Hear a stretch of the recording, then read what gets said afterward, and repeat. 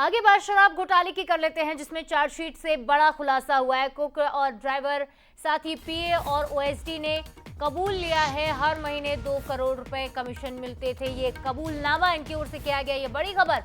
तो इसमें कौन कौन है? कुक है, ड्राइवर है और पीए है, साथ ही साथ ओएसडी, जिसने ये कबूला है कि हर महीने 2 करोड़ का कमीशन मिलता था। रिश्वत के पैसों से संपत्ति खरीदने के भी गंभीर आरोप लगाए गए। रिश्तेदारों के नाम पर ये संपत्ति खरीदी गई। ये तमाम प्रॉपर्टीज रिश्तेदारों के नाम पर भी खरीदी गई हैं और खुद के लिए 2 करोड़ 24 लाख का मकान कवासी लखमा ने बनवाया। बेटे के लिए 1.5 करोड़ का मकान बनवाया। बहू बेटियों के नाम पर भी 18 करोड़ का निवेश किया।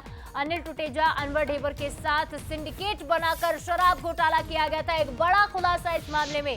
तो बता दें कि कवासी लखमा को 64 करोड़ रुपए मिलने के आरोप है। ये जिक्र किया है एसीबी और ईओडब्ल्यू ने अपनी प्रेस नोट में बताया है कि नगद भी भ्रष्टाचार किया है, कैश के जरिए भी भ्रष्टाचार किया है। कांग्रेस कार्यालय निर्माण के लिए भी करोड़ों का भुगतान कवासी लखमा ने किया। तो शराब घोटाला, जो 2000 करोड़ का शराब घोटाला है, उस मामले में न सिर्फ कवासी लखमा ने पैसा खाया, कुक, ड्राइवर, पीए, ओएसडी ने यह बात कबूली है कि हर महीने 2 करोड़ का जो मिलता था कमीशन, उसके जरिए करोड़ों की प्रॉपर्टी खरीदी अपने नाम पे, अपने रिश्तेदारों के नाम पे, और कांग्रेस कार्यालय में भी इसका इन्वेस्टमेंट हुआ। दामिनी बंजारे हमारे साथ जुड़ रही है, उनसे जानकारी लेंगे।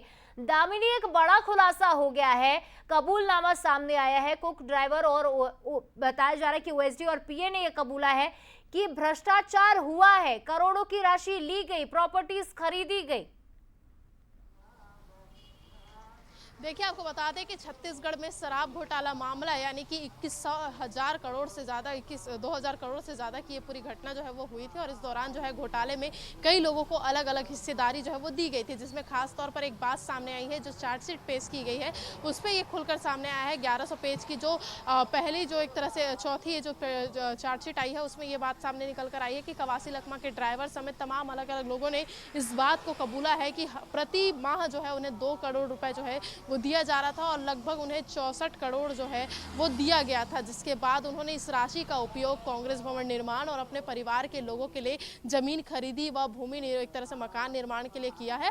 और अलग अलग जो एक तरह से पैसा है उसका इन्वेस्टमेंट जो है उन्होंने निवेश के तौर पर भी किया। आपको बता दें कि 18 लाख से ज़्यादा के दस्तावेज जो है वो केवल निवेश के तौर पर मिले हैं। और आने वाले समय में जो 71 से अधिक लोगों के नाम एफआईआर में दर्ज है, उसमें ये कहा जा रहा है कि अन्य और लोगों की पूछताछ जो है वह भी होगी। और साथ ही अब तक 13 लोगों की गिरफ्तारी हुई थी। अब इस मामले में अन्य और लोगों की गिरफ्तारी जो है वो जल्द ही हो सकती है और अन्य लोगों की गिरफ्तारी के साथ और भी राज जो है वो खुलते नजर आ सकते हैं। अब देखने वाली बात यह होगी कि शराब घोटाले मामले में कवासी लखमा को कब तक राहत मिलती है और जिस तरीके से यहाँ से अब उन्हें रिहाई मिलना जो है अब मुश्किल नजर आ रहा है, तो वह अब हाईकोर्ट का दरवाजा कब तक खटखटाते हैं और कब तक अपनी रिहाई की मांग करते हैं। क्योंकि कल भी उनका दर्द जो है वो फूटा था। उन्होंने साफ तौर पर कहा था, मैं कोई आतंकवादी या नक्सली नहीं हूँ या पाकिस्तानी नहीं हूँ जो मुझे इस तरीके से कोर्ट में पेश होने का भी अधिकार नहीं है, मुझे पेश किया जाए। तो कहीं ना कहीं कवासी लखमा के मन में जो दर्द है वो निकल कर सामने आ रहा है। और इसे लेकर दर्द तो छलका है दामिनी, लेकिन ये जो खुलासा हुआ है उससे ये साफ होता है कि मुश्किलें तो जरूर बढ़ गई हैं, क्योंकि 4 लोगों का कबूलनामा,